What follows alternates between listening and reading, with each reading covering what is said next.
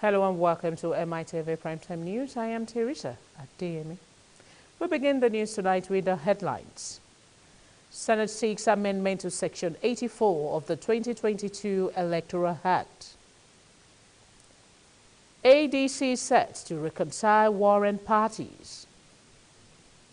Federal government suspend excise duty on telecommunication services.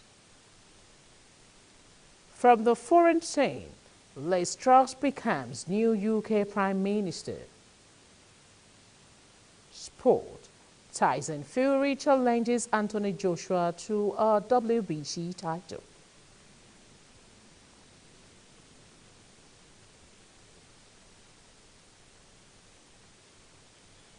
Now the news in details.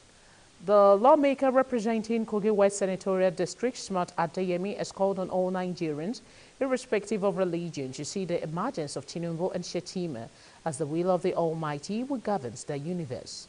The lawmaker also proposed a bill to prevent same-faith ticket for either Muslim or Christian for president and vice president seat by any political party after the 2023 general election. Adeyemi at the press briefing said the Muslim presidential ticket of the All Progressive Congress generated a lot of controversies in the country and necessitated the move. The Kogi lawmaker, who showed a copy of the draft to journalists, noted that the Senate is seeking amendment to Section 84 of the 2022 Electoral Act. Senator Adeyemi stated that to prevent future occurrence, a new subsection has been proposed to Section 84 of the 2022 Electoral Act. The senator noted that the Muslim ticket was a necessary error by the ruling APC, but was quick to maintain that Nigerians should look at capacity in Tinubu and Shettima rather than their religious faiths.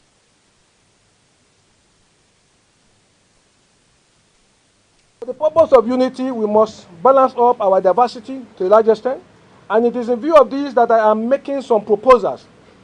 I've had discussion with the leadership of the Senate, a cross-section of Nigerian senators, and quite a number of statements within our party and those who are not our party, as to how we can resolve and stop the fear of either Christian today or Muslim tomorrow about the nomination and election of candidates.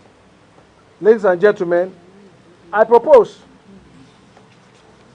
which I have told the leadership, that we amend Section 84 of the Electoral Act 2022 by inserting a new subclause 13 that no political party shall nominate candidate of the same religion as presidential candidate or vice presidential candidate after this dispensation. Yes, after this dispensation. Because when an oversight is committed the first time, you don't allow it to occur the second time, so that it doesn't become a policy. It's the person we have to look at and what people say about him. Is he committed? Is he a man who can turn things around? I think I'm sure you can do that. Nigeria is a blessed nation. We want leaders who will utilize God-given resources for the socio-economic emancipation of Nigerians. That's what we want. Caretaker Committee of the African Democratic Congress, ADC, is pledged to provide political solutions to reconcile all warring parties within 6 weeks. The chairman of the Caretaker Committee, Patricia Akwashiki, made this statement Monday shortly after a 7-man Caretaker Committee was constituted by the National Executive Committee (NEC) of the party in Abuja.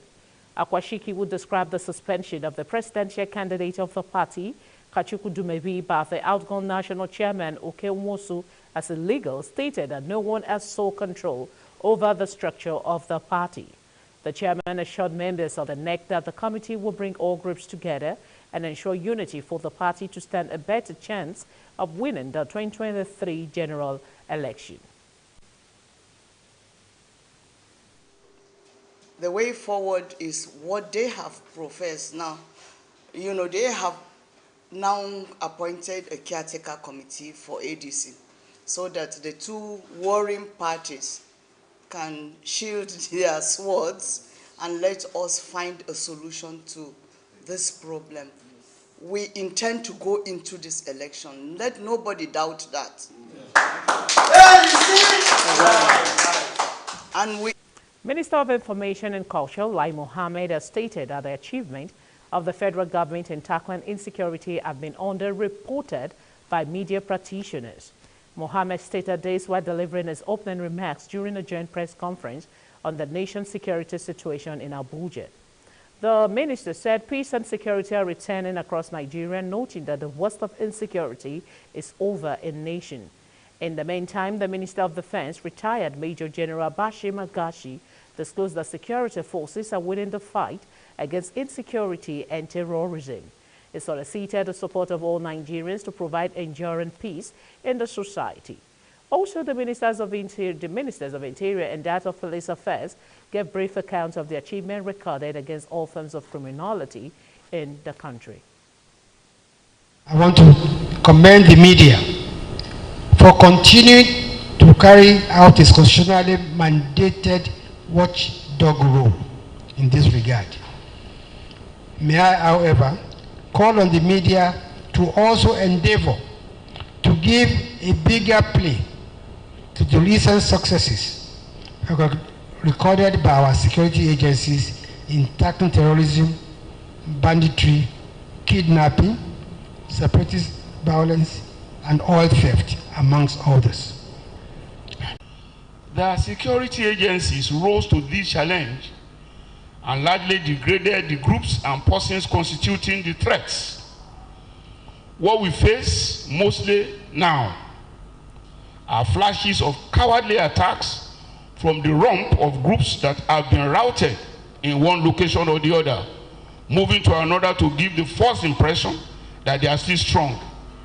And I want us to mind this, and that is actually the essence of the scattered nature of their strikes. The Ministry of Defense is fully on top of the situation, and all hands are on deck to ensure these threats are curtailed. Let me at this juncture reassure this extreme gathering and indeed Nigerians that the Ministry of Defense and the Armed Forces, in conjunction with security agencies, remain committed and resolute in our collective efforts to facilitate the... So our response to crimes, the Ministry of Police Affairs under my watch has been instrumental to strengthening the Nigerian police force to tackle challenges in the internal security architecture of the nation. To effectively achieve its mandate to protect lives and property within Nigeria, the Nigerian police have deployed operational intelligence and the ICT-based apparatus to tackle and stem the tide of crimes and criminality. In a related development, the Minister of Interior, Rahul Faregbeshola, has attributed the terrorist attack on Nigerian Correctional Center Kuje to the general state of insecurity in the country. He stated this on Monday at an investigative hearing on the attack organized by House Joint Committee on Interior and National Security and Intelligence at National Assembly. Recall that Kuje Correctional Center was attacked by suspected terrorists on 5th of July 2022, leaving 1 security personnel dead, many injured, and as many as 888 prisoners escaping, leaving in Israel massive destruction of the facility by the armed terrorists. House of Representative correspondent Linda Ike reports that Aregbeshola said the security crisis in Nigeria calls for concern, hence the challenges has negatively affected both citizens and economic growth of the nation. Earlier, Chairman House Committee on National Security and Intelligence, Honorable Shah Aban Sharada, reaffirmed the committee's commitment to ensure the circumstances that led to the ugly incident will be traced, as well as ascertain the current security situation to safeguard the reoccurrence. The committee thereby invited all the service chiefs and Minister of Police Affairs for refusing to honor invitation to explain why terrorists had a field day during the Kuje attack. These 65 people were there for specific responsibility of resisting and preventing any attack. And they were all armed.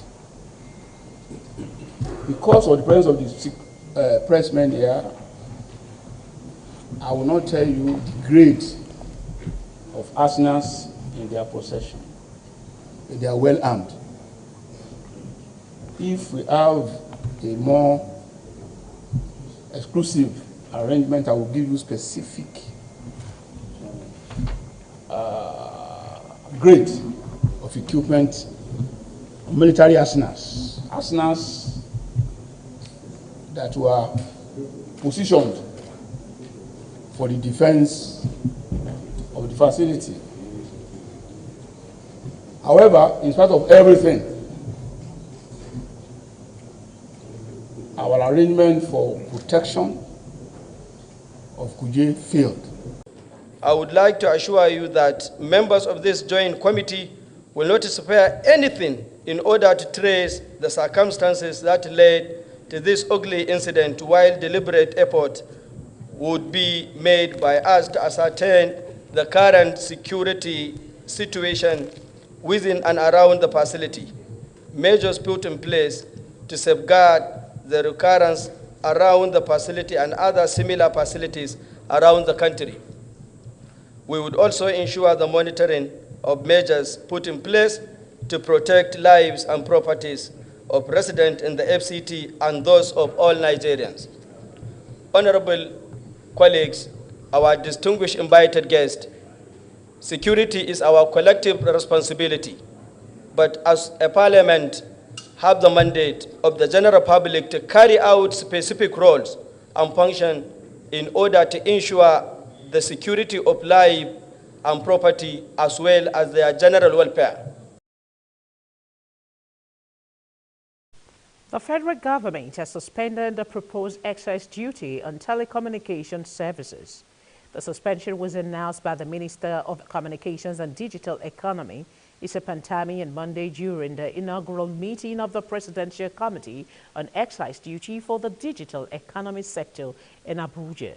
According to the minister, the telecommunications sector is already overburdened by excessive and multiple taxation.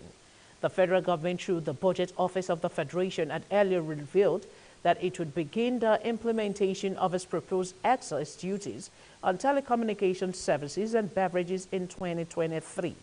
However, Pantami has maintained that it is against the implementation of this tax, which would increase the cost of telecommunications services for Nigerians.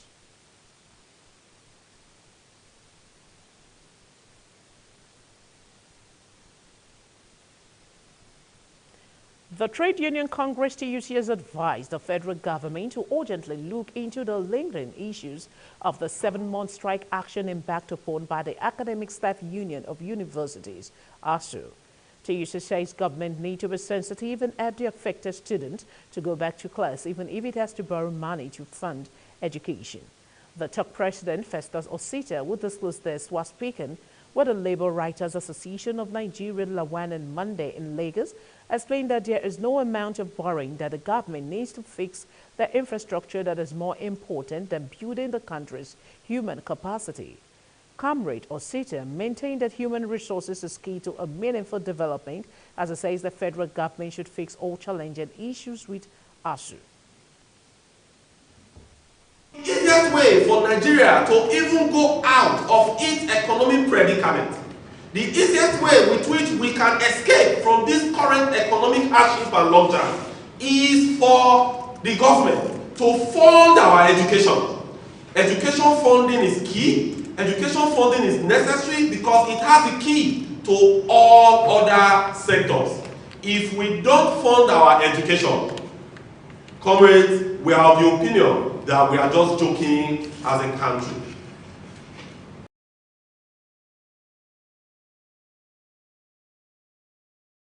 Issue TUC says it is coming out in due course a new framework that will help both the government and the labor union in addressing the issue. It lamented that Nigerian workers are being used as slaves and there must be a step to it. You cannot completely eradicate the issue of casualization 100%, but you can put things together to reduce it to the barest minimum. So our target is for us to work as affiliates. We all will come together, we will put our heads together and we will develop a blueprint and we will come up with a strategic roadmap on how we could start addressing the issues of casualization.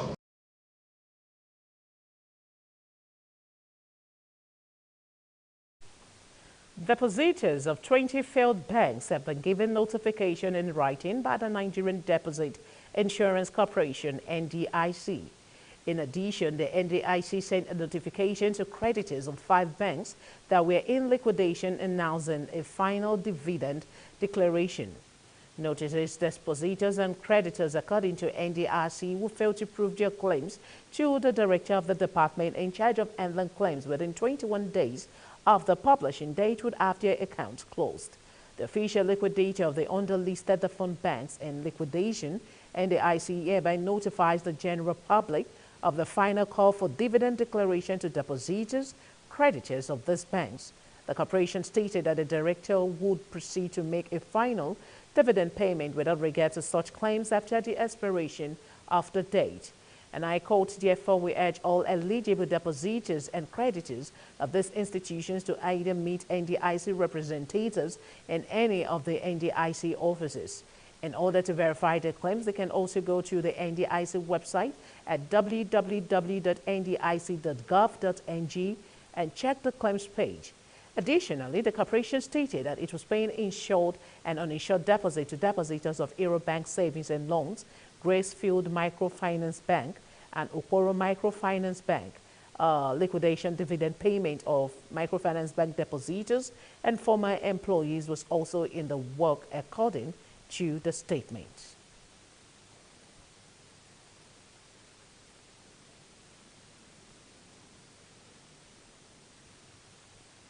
The death toll from the Lagos building collapse has risen to 5, emergency officials said on Monday. On Sunday, a 7-story building situated at Obaidowu, Oniru Street collapsed in the Victoria Island area of the state.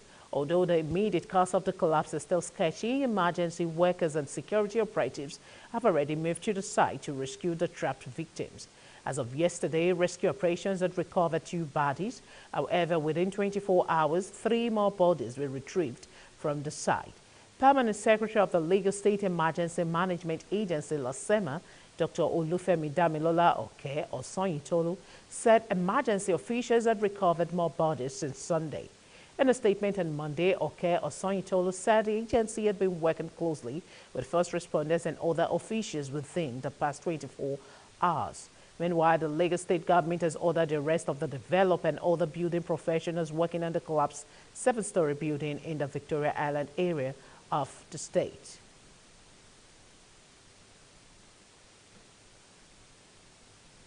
This is Mitv Primetime News. We'll go on a quick break to bring you foreign stories. Please stay with us.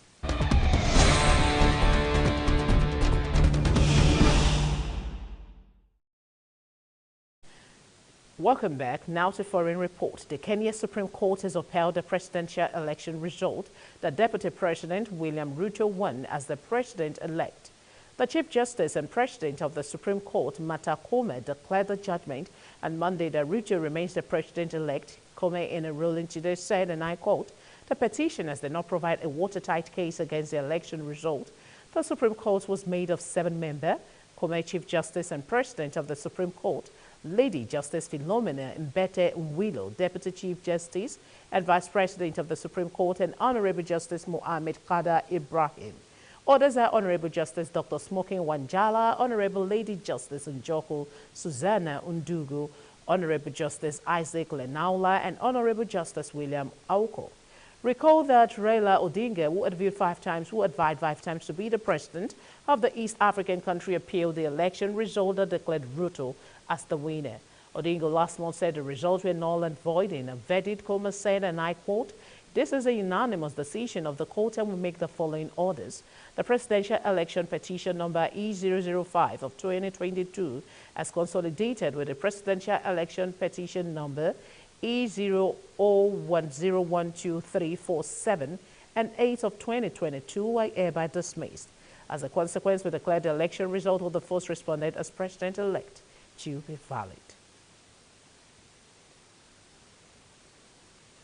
Liz Truss will be the next Prime Minister of the United Kingdom after winning most votes in the Conservative Party leadership contest, succeeding Boris Johnson, who resigned in July after a series of scandals. Truss defeated rival Rishi Sunak with 81,326 votes to 60,399 among party members and will take over as leader on Tuesday as Britons face mounting economic and social crisis. She pledged action to tackle the crisis in a short victory speech at the conference center in London on Monday. Truss promised a bold plan to cut taxes and build economic growth and deliver on the energy crisis, dealing with people's energy bills, but also dealing with the long-term issues we have on energy supply. Monday's announcement ends weeks of bitter campaigning during which Sunak, the former Chancellor of the Exchequer, that is Finance Minister, accused the Foreign Secretary of risking a prolonged recession if she goes ahead with the promised tax cuts.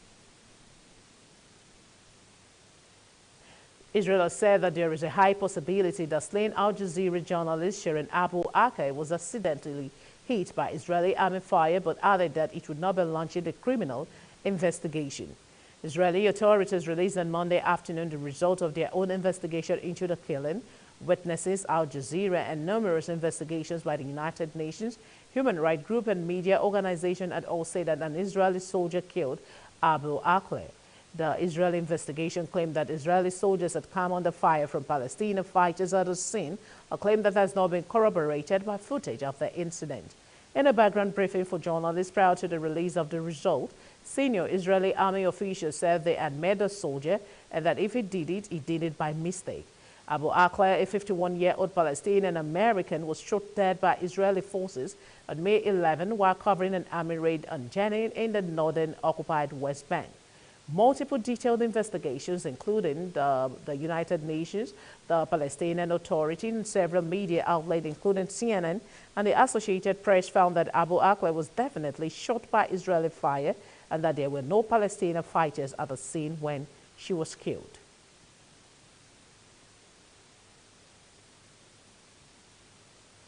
At least 8 people have been killed after a suicide bomber detonated explosives near the entrance of the Russian embassy in Kabul, according to security sources. According to a report by the state-owned news agency, the dead include 2 employees of the embassy, the Russian Foreign Ministry said on Monday. Earlier, RIA Novosti, citing anonymous sources, said 15 to 20 people were killed or wounded due to the explosion, which occurred when a Russian diplomat came out to people waiting outside to call out the names of the candidate for a visa. Locals said a large number of people were present at the spot when the bomb exploded at around 10:50 a.m., that is 0620 GMT, on Monday morning. Police said the attacker was shot dead by armed guards as he approached the embassy gate in Darul Aman area in the southwest of the Afghan capital. Russia is one of the few countries to have maintained an embassy in Kabul after the Taliban took over the country more than a year ago.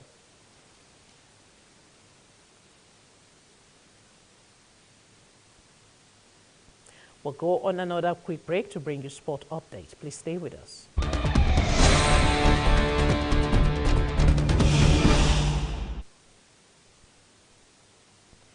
Welcome back, and this is Mitv Primetime News. Now talking sport, it was another crown for Nigerian sprinter Tobias Musa as she won in the women's 100-meter hurdles at the 2022 ISTAF World Continental Tour Silver Meeting in Berlin.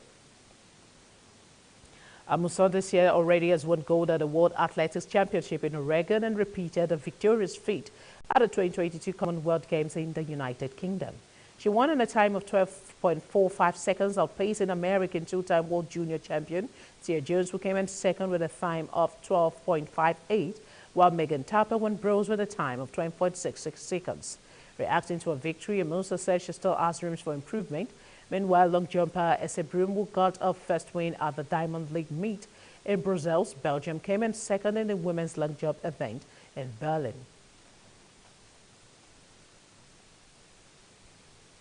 Spain and Portugal will undoubtedly host the 2030 World Cup. This is according to UEFA President Alexander Ceferin, and Monday says in a move for a combined bid to host the event. The two nations inked an agreement in 2020, and it was made official in June. Ceferin said via video conference during the opening of the Football Talks International Congress in Lisbon on Monday that it was sure that the 2030 World Cup will be played in Spain and Portugal. He said this bid was a winning one and FIFA would do everything possible to help two countries that are passionate, live and breed football and that have a good infrastructure. 14 stadiums and 12 cities have been offered to be among the 11 venues expected to host matches if the Iberian bid is successful at the FIFA ballot in May 2024. Portugal will put up 3 stadiums for consideration. Spain hosted the 1982 World Cup and launched a failed bid along with Portugal to stage the 2018 tournament, which was awarded to Russia. Portugal has never staged a World Cup but did hold the 2004 European Championship. World champion Tyson Fury issued a public challenge on Monday to Anthony Joshua to fight a battle of Britain for the WBC heavyweight boxing belt. Joshua, 32, suffered a second straight loss to Ukraine's WBA, WBO, IBF, and IBO champion Alexander Usyk in a title rematch in Saudi Arabia last month and has said he wants to return to the ring before the end of the year. Fury announced last April that it was fulfilling a promise to his wife to retire, but has subsequently said it will fight again. Fury was previously in talks to fight with reigning WBO, WBA, and IBF champion Alexander Usyk in a potential unification bout, but has been told the Ukrainian has no intention to fight this year again, as he only recently just defeated Anthony Joshua. The Gypsy King is mandated to defend his WBC heavyweight belt this year, and he has decided to offer the opportunity to Anthony Joshua by calling him out in a video shared on social media.